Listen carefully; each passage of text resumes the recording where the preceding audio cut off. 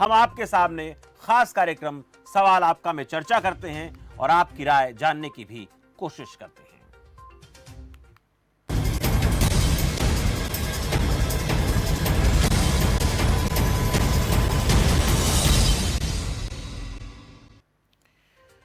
खबर फास्ट पिछले काफी समय से इस मुद्दे पर चर्चा कर रहा है कि क्या ऑनलाइन माध्यम से हर बच्चे को शिक्षा मिल रही है। क्या ऑनलाइन शिक्षा के अलावा कोई और विकल्प नहीं है जिससे बच्चों में बढ़ रहे तनाव को कम किया जा सके।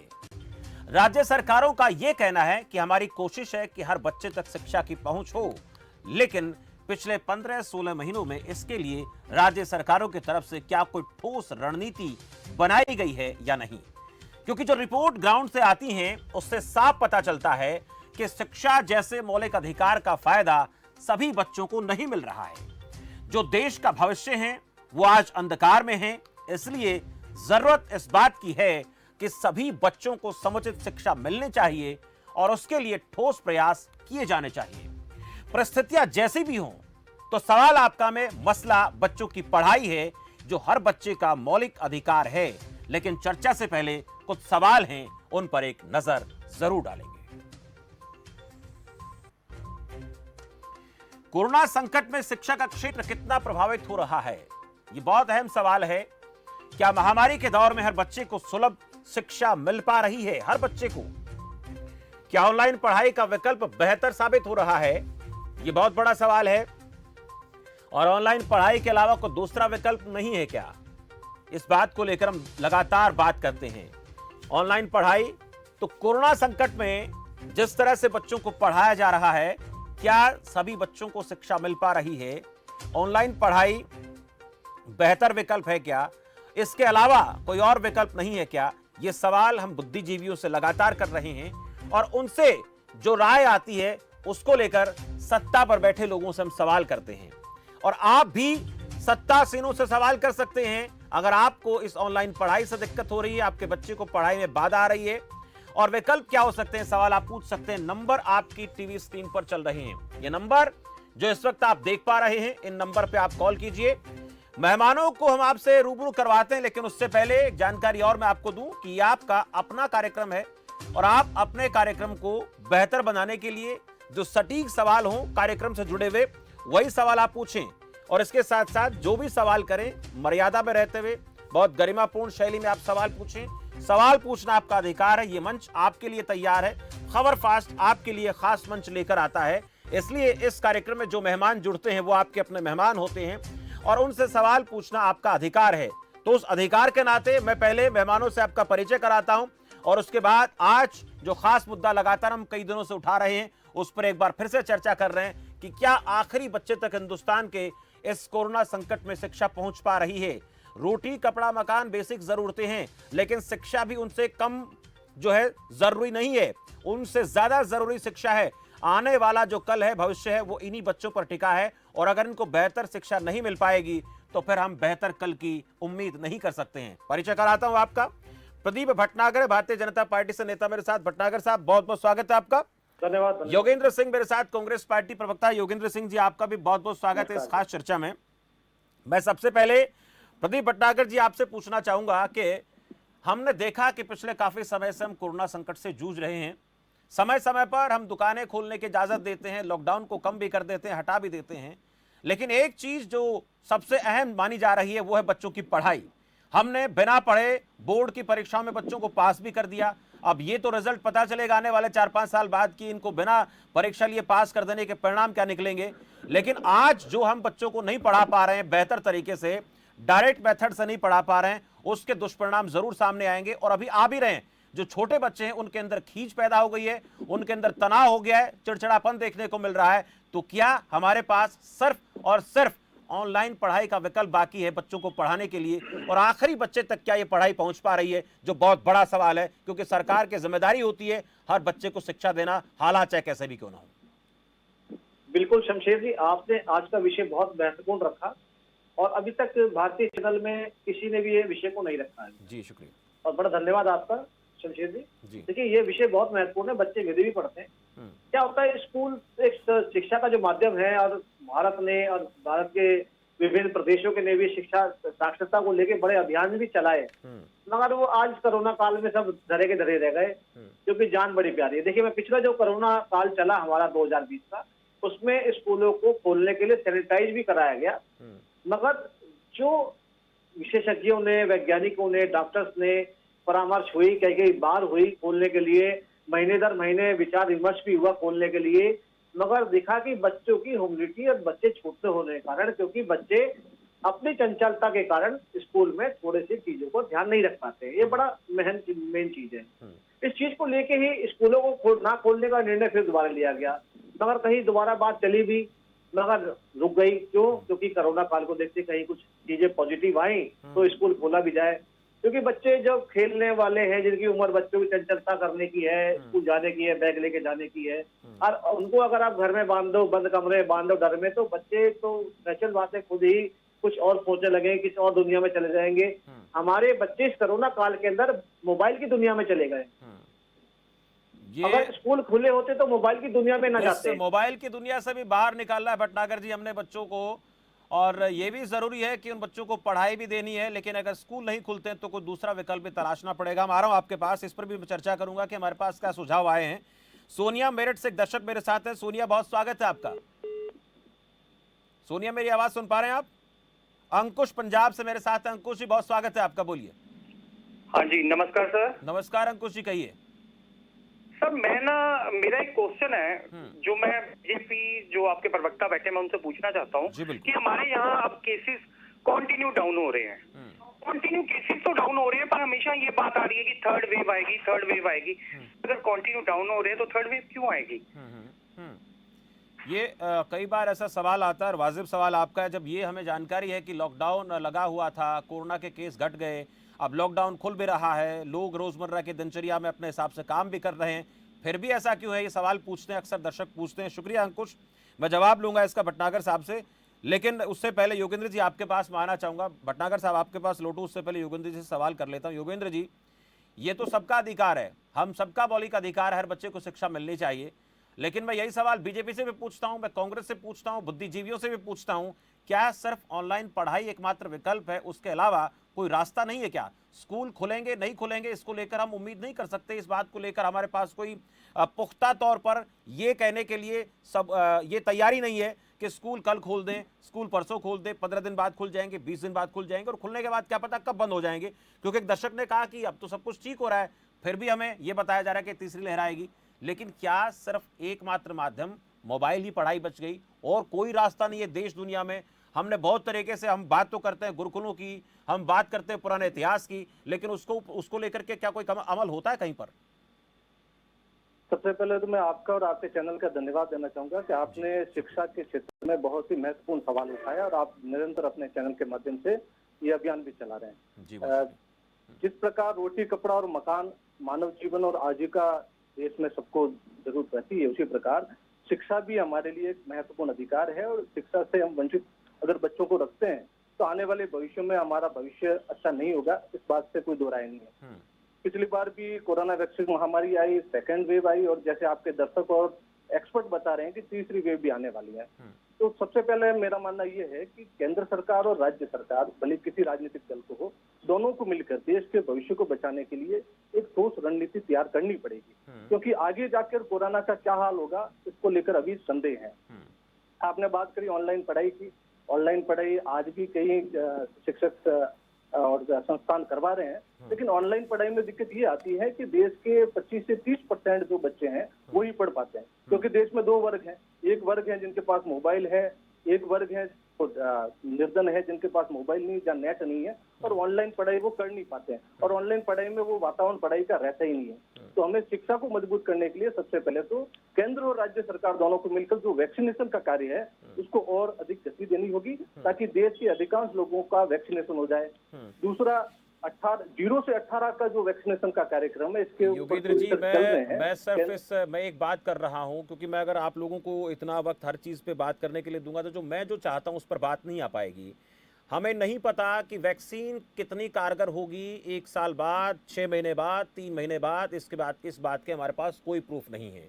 हमें नहीं पता कि वैक्सीन होने के बाद कोरोना नहीं फैलेगा, इस बात के भी प्रूफ नहीं है, क्योंकि ऐसे लोगों को में भी कोरोना हुआ है जिन लोगों ने वैक्सीन लगवाई।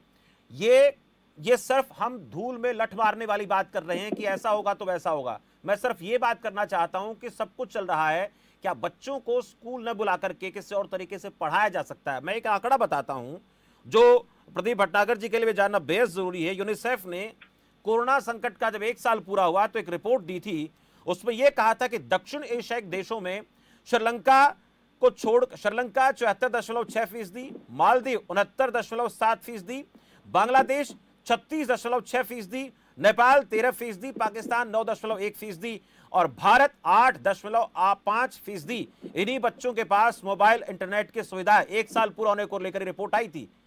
ये रिपोर्ट आई थी। तो ऑनलाइन पढ़ाई की जो हम बात कर रहे हैं वो तो विकल्प वैसे ही यहां पर आकर खत्म हो जाता है, कितने बच्चों के पास मोबाइल है, कितने बच्चों के पास इंटरनेट है। लेकिन मैं एक बात कर रहा हूं, जो रिपोर्ट हमने निकाली बुद्धिजीवियों से और हमने अपनी तरफ से बात करके, कि क्या 5, 10, 20 बच्चों को गांव में ऐसे लोगों को प्रेरित करके, उसमें सभी पार्टियों के कार्यकर्ता पढ़े लिखे भी हैं, राजनीतिक पार्टियों के भी कार्यकर्ता, पन्ना प्रमुख हर पार्टी के पढ़े लिखे लोग हैं, वो जब वोट मांगने के लिए मुहिम चला सकते हैं, हर वोटर तक पहुंच सकते हैं, तो क्या वो 10-5 बच्चों की गारंटी नहीं ले सकते? पढ़े लिखे लोगों को इस काम में नहीं लगाया जा सकता? वोट मांगने के लिए सारी पार्टियां निकल पड़ती हैं, घर घर तक का जानकारी होती है, लेकिन क्या ये रिसर्च निकालने की कोशिश नहीं होती कि किस क्लास का बच्चा, किस घर का बच्चा पढ़ाई से महरूम है, वो बच्चा पढ़ नहीं रहा? इस पर काम क्यों नहीं होता? योगेंद्र सिंह जी, चलो आ रहा हूं आपके पास। एक दर्शक मेरे साथ है हवा सिंह कुरुक्षेत्र से, उनसे सवाल लेता हूं। हवा सिंह जी, बहुत स्वागत है आपका। मेरा सवाल है जी जी, क्या सरकार में कोई ऐसे सर्वे आया है कि कितने बच्चों के पास स्मार्टफोन है, लैपटॉप है और उनको इंटरनेट फैसिलिटी है? क्या सरकार के पास कोई ऐसा रिकॉर्ड है आज तक कि वो जाने कि कितने बच्चों के पास लैपटॉप सुविधा है, स्मार्टफोन है, इंटरनेट है? अभी तो हम ऑनलाइन शिक्षा की बात को जानेंगे कि इस प्रकार इस बच्चे को हम ऑनलाइन शिक्षा दें, किस बच्चे के पास सुविधा नहीं तो उसको कैसे टैकल करें? क्या सरकार ने कोई इस प्रकार का सर्वे कराया जी आज तक? जी, बहुत अहम सवाल है हवा सिंह जी, आपका बहुत शुक्रिया हमारे साथ आप जुड़े। योगेंद्र सिंह जी, मैं ये सवाल पूछूंगा प्रदीप जी से, लेकिन आपसे जानना चाहता हूं कि हमने जहां जहां हमारी सरकारें हैं, मैं किसी एक पार्टी की बात नहीं कर रहा, हमने उस स्तर पर क्या कोशिश की? मैं इस मुद्दे को या हम इस मुद्दे को पिछले काफी समय से उठा रहे हैं, लेकिन अब तक कहीं ऐसा कोई रिपोर्ट सामने हमारे पास न तो ऐसी कोई खबर पहुंची है कि कांग्रेस पार्टी ने, बीजेपी ने अलग, अगर हुआ है तो आप लोग मुझे बताएं, बीजेपी ने, कांग्रेस ने, सपा ने, बीएसपी ने, जेजेपी ने, किसी ने यह कोशिश की हो कि जाओ मेरे कार्यकर्ताओं, ग्राउंड पर जाओ और जहां जहां आपको ऐसे बच्चे मिलते हो जो पढ़ाई से वंचित हैं, जिनके पास इंटरनेट नहीं है, मोबाइल नहीं है, या जो बच्चे इस कोरोना संकट में पढ़ नहीं पा रहे हैं, उनके पास किताबें नहीं है, कॉपियां नहीं है, किसी ने भेजा है? बिल्कुल शमशेर जी, आपका वाजिब सवाल है। जिस प्रकार हम वोट मांगने के लिए जाते हैं, भले कोई राजनीतिक दल हो, तो हमारी नैतिक जिम्मेदारी भी बनती है कि इस कोरोना काल में कैसे बच्चों को हम पढ़ाएं।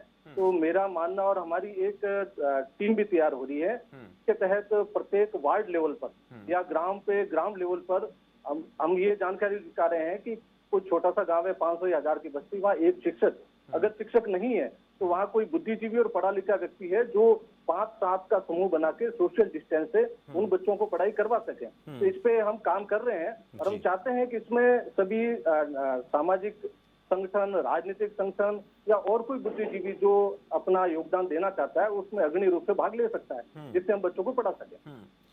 लेकिन योगेंद्र सिंह जी, आपके पास लौटूंगा तो एक बात मैं आपसे पूछूंगा कि जिस गंभीरता को आप लोगों को बहुत पहले दिखाना चाहिए था, उसको लेकर आप तैयारी अब कर रहे हैं, ये बहुत जरूरी काम है। देश का भविष्य अगर पढ़ेगा नहीं तो देश आगे बढ़ेगा नहीं। भटनागर साहब, हवा सिंह जी ने सवाल पूछा कि इसको लेकर सरकार कोई सर्वे करवा रही है क्या, वो आप उनका जवाब दें। और दूसरा, 1 मिनट, दूसरा ये कि राजनीतिक दलों की क्या जिम्मेदारी सिर्फ वोट मांगना ही है? क्या पन्ना प्रमुख बना देना ही सिर्फ काम है? क्या हर बच्चे की पढ़ाई के लिए बारीकी से अध्ययन नहीं किया जाना चाहिए? उसको लेकर अगर कुछ काम हुआ तो आप बताएं, नहीं तो रिपोर्ट अब तक ये कहते हैं किसी पार्टी की तरफ से कोई ठोस कार्यक्रम, कोई ठोस कदम उठाया गया हो, ऐसा नजर आया नहीं है। बिल्कुल, मैं आपकी बात को आगे बढ़ाऊं तो मैं आपको बताऊं चीजों को कि ऐसा है। सबसे पहले तो जरूरत है हमें ये जानकारी करने की पूरी कि किन राज्यों के अंदर, भारतवर्ष के जितने भी राज्य हैं, किन राज्यों के अंदर कितने स्कूल सरकारी या प्राइवेट शिक्षा ऑनलाइन कर रहे हैं या नहीं कर रहे हैं। पहली चीज तो ये जानकारी बहुत जरूरी है। मैं आपकी बात को पूरी कर दूं शमशेर सिंह जी। अब आज थेट जो उन्होंने कही कि सरकार के आंकड़ा है कि लैपटॉप और मोबाइल कितनों पे है। भारत में कम से कम 95% लोग मोबाइल यूज करते हैं, जिसमें 90% लोग जो ऐसे हैं जो कि मोबाइल नेट वाला यूज करते हैं। और दूसरी चीज, आप जो लैपटॉप की बात करी इन्होंने अभी, मैं अभी ये बता दूं कि ये जानकारी घर के अंदर किसके लैपटॉप है किसके नहीं है, और वो लैपटॉप है तो संयुक्त है या एक है। सवालों के अंदर भी 4 सवाल निकलते हैं जो कि आप किसी घर के अंदर घुस के संभवता नहीं है पूछने की। पहले से आप शिक्षा पे आइए। शिक्षा के ऊपर अगर विषय में बात करें, देखिए अगर ऑनलाइन पढ़ाई जहां जहां चल रही है वो भी इसलिए चल रही है कि बच्चों का पढ़ाई से मोह भंग ना हो। अगर कारण जाना चाहे, पढ़ाइयों में अब माँ बापों की, परिवार की बहुत बड़ी जिम्मेदारी आ गई है कि बच्चों को शिक्षिता कैसे करना है, शिक्षा कैसे देनी है अपने घर के अंदर भी। स्कूल खोलने का कारण ये कि दोबारा से बीमारियों प्रवेश करना। सरकार तो आज घोषणा कर दे, मगर हमें चीजों को बचाना है, निकालना है। तभी आपको पता है हजारों लाखों स्कूल बंद पड़े हैं। ठीक है प्रदीप भट्टागर जी, मैं सवाल में बता चुका बेरोजगार हो हूं, गए। स्कूल खोलना सरकार के लिए अभी संभव नहीं है, मैं ये बात पहले भी कर चुका हूं। लेकिन उसके अलावा कई रास्ते हैं जो डायरेक्ट मेथड होता है, उससे बेहतर पढ़ाई नहीं हो सकती है। और आपने मोबाइल को लेकर जिक्र किया, मान लेते हैं अभी आपने देखा कोरोना काल से पहले, मैं पूरी भट्टागर जी मान लेते हैं 100 के 100% पर, एक मिनट, 100 के 100%, एक मैं आपके पास आ रहा हूं, 100 के 100% घरों के पास मोबाइल है, लेकिन किसी घर में पढ़ने वाले 3 बच्चे हैं, किसी घर में पढ़ने वाले 4 बच्चे हैं, किसी घर में पढ़ने वाले 2 बच्चे हैं। और जहां जहां पर मोबाइल है, क्या वहां पर इंटरनेट इतना बेहतर तरीके से काम करता है? मैं खुद बता दूं आपको कि दिल्ली जैसे शहर में बहुत बार नेटवर्क की दिक्कत हो जाती है। ये खुद हम महसूस करते हैं, हम भी माता पिता हैं बच्चों के, और हम भी महसूस करते हैं इस बात को कि कई बार बच्चों की पढ़ाई इस दौरान बाधित होती है। और जब बच्चों के मेंटली प्रभाव की बात करें, दिमागी तौर पर बात करें, तो इतना चिड़चिड़ापन, उदासी आ गई है बच्चों में। वो ये चाहते हैं कि स्कूल ना खुले, लेकिन इस प्रकार का माहौल हो कि 5, 7, 10 बच्चे जो एक दूसरे के साथ इंटरेक्ट करें। सोशल डिस्टेंसिंग वहां भी इस्तेमाल हो सकती है, हम दुकानें खोल रहे हैं, मार्केट खोल रहे हैं, वहां भी इस्तेमाल होती है। तो समझदारी दिखाते हुए कुछ बेहतर कदम उठाने की जरूरत है। हाँ, ये जरूर है कि कोरोना संकट है, पर उसके लिए विकल्प हमने क्या तलाशे, वो ऑनलाइन के अलावा मुझे दिखता नहीं है कहीं। मैं एक बस 30 सेकंड लूंगा आपसे। जी बिल्कुल। आपने बहुत बड़े सवाल कहा शमशेर जी। जब पिछले कोरोना काल के अंदर हमने शिक्षा का अभियान चालू करने के लिए 10वीं और 11वीं 12वीं की क्लासें चालू करी थी, इसलिए चालू करी थी कि अगर सामान्य होता है तो और क्लासेस चालू की जाए। मगर हमारे पे सेकंड कोरोना का जो काल आ गया, उसके चक्कर में स्कूल पूर्ण रूप से बंद हो गए।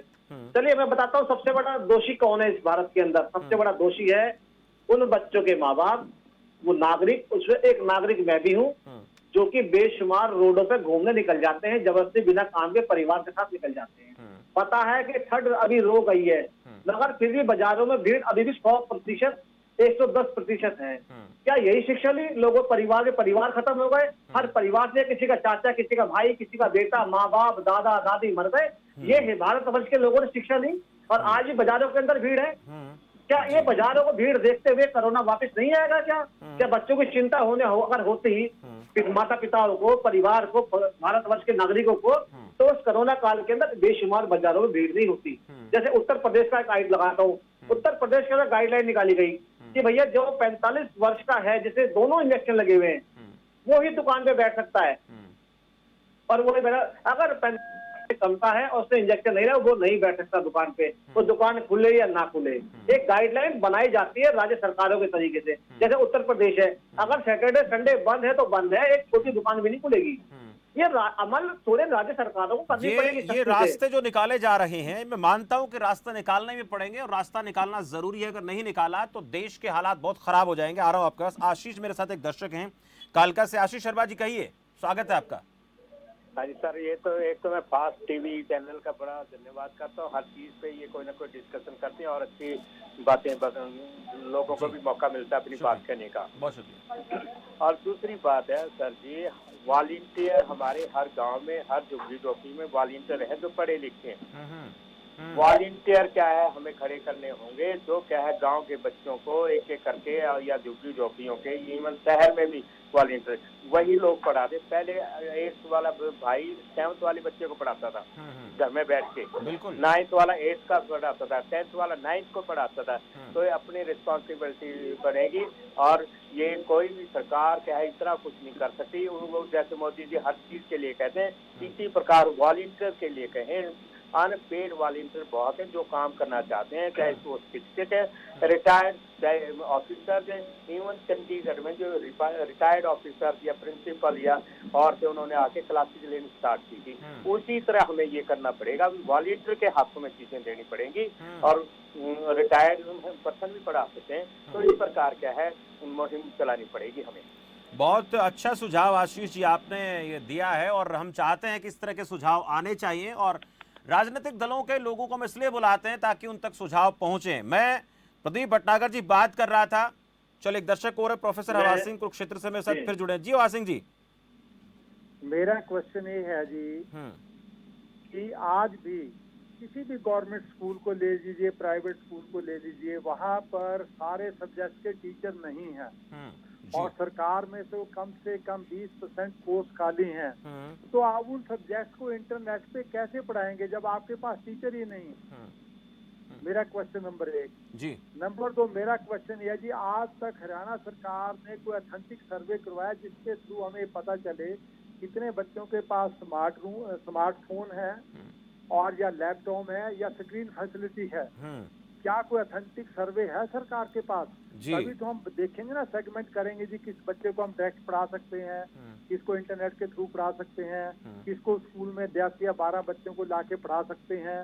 तभी तो सोचेंगे ना जब हमारे पास ऑथेंटिक इंफॉर्मेशन होंगी कि इतने बच्चों के पास ये सुविधा, इतने बच्चों के ये बात, अकॉर्डिंगली हम ये निर्णय लेंगे कि किस प्रकार किस बच्चे को किस ग्रुप का हम एजुकेशन दे सकते हैं। तो क्या सरकार के पास कोई ऑथेंटिक इंफॉर्मेशन है इसके बाद? प्रोफेसर साहब, इसी को लेकर हम बात, जैसे आपने कहा कि इस तरह का सर्वे करना चाहिए, मैं भटनागर साहब आपसे पूछना चाह रहा हूं, हम सिर्फ ये तो नहीं कह सकते कि इतने परिवारों के पास मोबाइल है, लेकिन ये सर्वे जरूर किया जाना चाहिए, चर्चा को हम बेहतर दिशा में लेके जाएं। शमशेर जी, हम जो डिस्कशन कर रहे हैं ना, कहीं हम गलत देंगे डिस्कशन में। अभी जो बोल रहे थे उन्हें भी सुन रहा था। ये पता है कि गाइडलाइन होती है स्कूल के अंदर बच्चे को मोबाइल ले जाना अलाउ नहीं होता और बच्चों को मोबाइल से दूर रखने के लिए इंस्ट्रक्शन सरकार भी देती है। उन्होंने भटनागर साहब एक बात कही उन्होंने कि हम ऐसा कोई सर्वे करवा रहे हैं क्या जिससे ये पता चले कि किन बच्चों तक ऑनलाइन पढ़ाई पहुंच पा रही है, कितने बच्चों तक नहीं पहुंच पा रही है। साहब, आप नर्सरी के बच्चे को मोबाइल दिलाएंगे इंटरनेट वाला? मैं तो वही तो चाहता हूँ ना सर, मैं तो ये भी चाहता हूँ ना कि नर्सरी का बच्चा भी पढ़े। भटनागर साहब, मैं ये भी चाहता हूँ कि नर्सरी का बच्चा भी पढ़े। मैं सुना रहा हूँ, एक मिनट, मैंने हरियाणा के शिक्षा मंत्री कौरपाल गुर्जर से इस मसले पर जब लाइव बातचीत की तो उन्होंने ये कहा कि हम इसके लिए कोशिश करेंगे कि जिन बच्चों को पढ़ाई नहीं मिल पा रही है वहां तक हमारी, चाहे पार्टी के वॉलंटियर हों, चाहे समाज के जागरूक लोग हों, या फिर जिन लोगों को मोटिवेट किया जा सकता है किया जाए। उन्होंने सुझाव को स्वीकृत। हमें शब्दों को चयन करना पड़ेगा। हमें शब्दों का चयन इस तरह करना पड़ेगा कि मोबाइल जो बच्चों के यूज के लिए है, वो जो चीजें हैं वो आपकी फैमिली के लिए है। आपके परिवार में मोबाइल जो है नेट वाला जो एंड्रॉइड फोन है या नहीं, विषय ये होना चाहिए। बच्चों पे मोबाइल है ना, थोड़ा सा हमें थोड़ा सेंटेंस चेंज करना पड़ेगा। नहीं तो मैं तो सर ये पूछना चाह रहा था कि आप देखिए, आप इस मसले को आप अगर देखिए, मैं जहां तक जानता हूं, मेरा ये पूछना था कि क्या सिर्फ यही पढ़ाई का विकल्प है और रास्ते नहीं है क्या? एक दर्शक ने सुझाव दिया, आशीष जी ने एक बात कही, आशीष जी ने एक बात कही कि प्रधानमंत्री मोदी जब अपील, एक मिनट, प्रधानमंत्री मोदी अपील करते हैं कि दिया जलाओ, प्रधानमंत्री मोदी अपील करते हैं कि आप थाली बजाओ, प्रधानमंत्री मोदी अपील करते हैं कि आप लोग डॉक्टर्स के लिए फूल बरसाओ, तो क्या ऐसी अपील प्रधानमंत्री मोदी नहीं कर सकते कि सभी बच्चों को पढ़ाने के लिए वॉलंटियर आगे आओ? पहली चीज तो देखिए, आपको पता है कि कोरोना काल के अंदर 4 लोग एक जगह खड़ा होना भी ठीक नहीं है। आप वॉलंटियर्स जो पढ़ाई की बात कर रहे हैं, आप जो वॉलंटियर्स हो या टीचर्स हो वही ऑनलाइन पढ़ा रहे हैं और परिवार के मोबाइल से, क्योंकि अगर आपने बच्चे के हाथ में मोबाइल देगा तो परिवार से बहुत आगे निकल जाएगा। ठीक है भटनागर साहब, मुझे जो बात पूछनी थी शायद उसका जवाब नहीं आ रहा। योगेंद्र सिंह जी, आपसे जानना चाह रहा हूँ, ऐसे रास्ते, छोटा सा कमेंट आपका, योगेंद्र सिंह, छोटा सा कमेंट आपका चाहूंगा, कार्यक्रम समाप्त करना है मुझे। इस पूरे प्रकरण को लेकर अपील होनी चाहिए और बहुत बेहतर तरीके से क्या रास्ते नहीं निकाले जा सकते, हम इसके ऊपर मोहर नहीं लगाते, लेकिन क्या रास्ते नहीं निकाले जाने चाहिए, कोशिश करके देखने में क्या हर्ज है। अगर कोशिश कामयाब नहीं होती है तो फिर और रास्ते निकालेंगे। देखिए शमशेर जी, कई तरह की अपीलें हुई है, तो शिक्षा को लेकर भी अपील निश्चित तौर पे होनी चाहिए। दूसरे, आपके दर्शक ने एक वॉलंटियर की बात करी, तो ये बहुत ही अच्छा सुझाव है। हर एक गांव में, गली में ऐसे वॉलंटियर हैं जो आगे चढ़कर कार्य कर सकते हैं, तो उनको प्रोत्साहन भी करना चाहिए। साथ ही हम सभी राजनीतिक दलों को भी, जो हमारे कार्यकर्ता पदाधिकारी हैं जो शिक्षित हैं, उन्हें दो वर्ग, जो एक ऑनलाइन पढ़ाई कर रहा है, एक जो गरीब तबका है जहां तक पढ़ाई नहीं पहुंच रही है, उन्हें ज्यादा प्रोत्साहन देने का हमें काम करना चाहिए।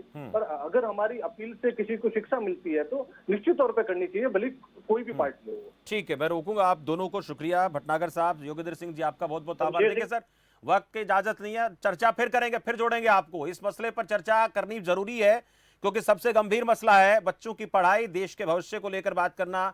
और अगर ये भविष्य जब तक सुरक्षित नहीं होगा, अपने आप को सेफ फील नहीं करेगा, तो आने वाले कल में हम उम्मीद बेहतर नहीं कर सकते हैं।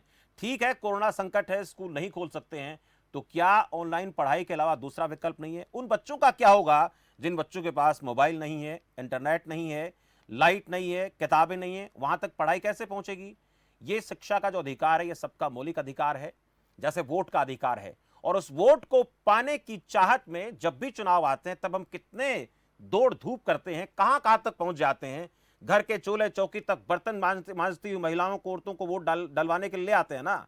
तो क्या इसी तरह से गांव गली कूचों में जो बच्चे खेलते हैं धूल मिट्टी में, जिनके छत के नाम पर हल्की से छप्पर होती है, जहां सर्दियों में सर्दी की बौछारें आती हैं, बारिश में पानी की बौछारें आती हैं, फुहारें आती हैं, उन बच्चों की पढ़ाई के लिए जिम्मेदार कौन होगा? क्या उन्हें पढ़ाया नहीं जाना चाहिए?